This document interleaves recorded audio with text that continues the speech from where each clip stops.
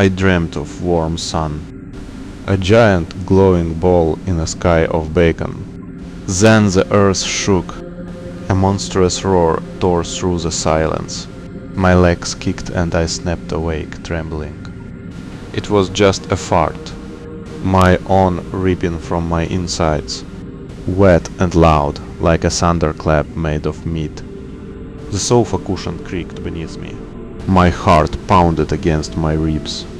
The room was dark and full of shadows. Shadows pulled in the corners like old dread. I heard the refrigerator hum a broken lullaby. My stomach growled. Hunger was a sharp, hollow thing.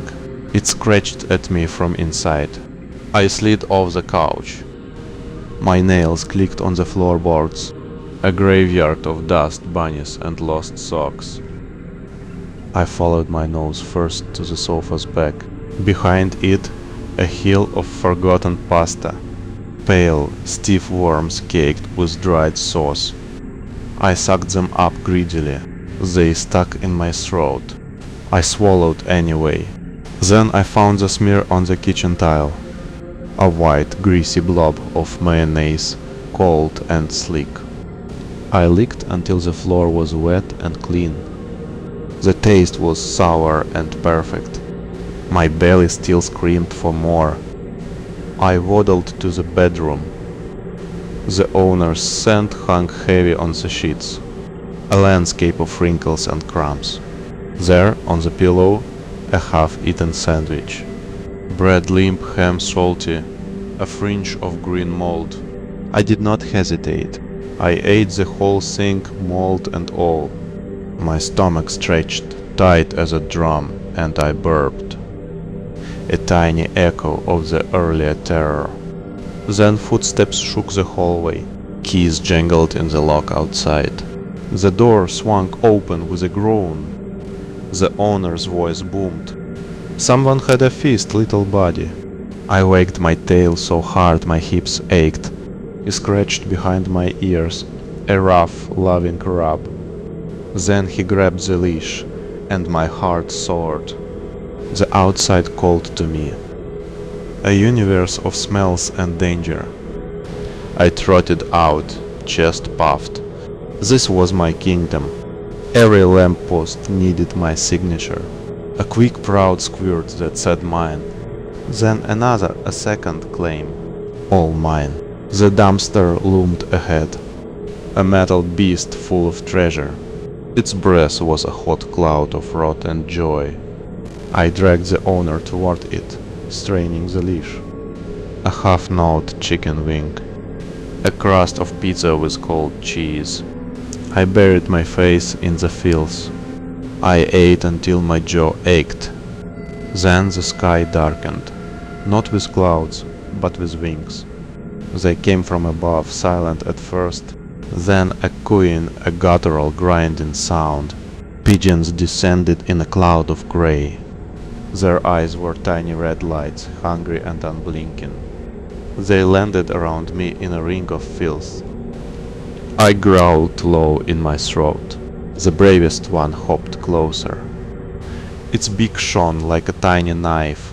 It pecked my tail and I yelped in shock. Then they all attacked. A storm of beaks and feathers.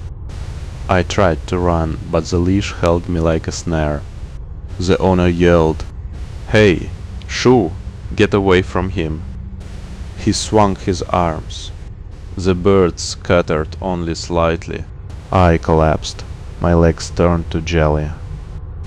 I would not move, even when the owner pulled gently.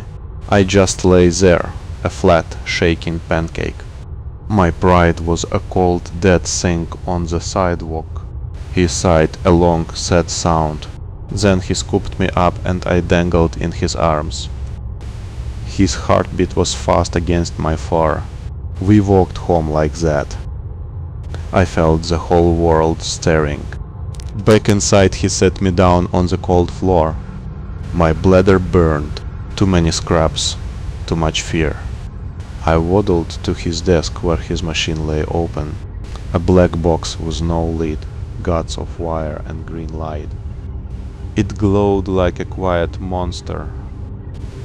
I had one last secret to leave. I lifted my leg, aiming for the glow. A hot stream arced and landed on the glowing green. A spark, a terrible crackling hiss. The green light flickered and died. Smoke rose, carrying the smell of burnt hair and wet metal. The owner screamed, "No, no, no, not the computer." Then silence, only the ticking of the dead machine. I backed away, my stomach churning. These are the downsides of being a pug. You startle at your own wind. You forage like a desperate rat. You become prey to sky demons with beaks. You leave your mark and the world catches fire. And worst of all, you can never say sorry. You just sit there, panting in the dark. A wonderful, wretched little dog. This story was found on one of the deepest dark web forums. We cannot know for sure who wrote this story and what happened to this man. This was the scariest story I've ever told on my channel so far. So subscribe to my channel, leave a like and watch my other videos. I'm Creepy Dark Horror TV. Goodbye.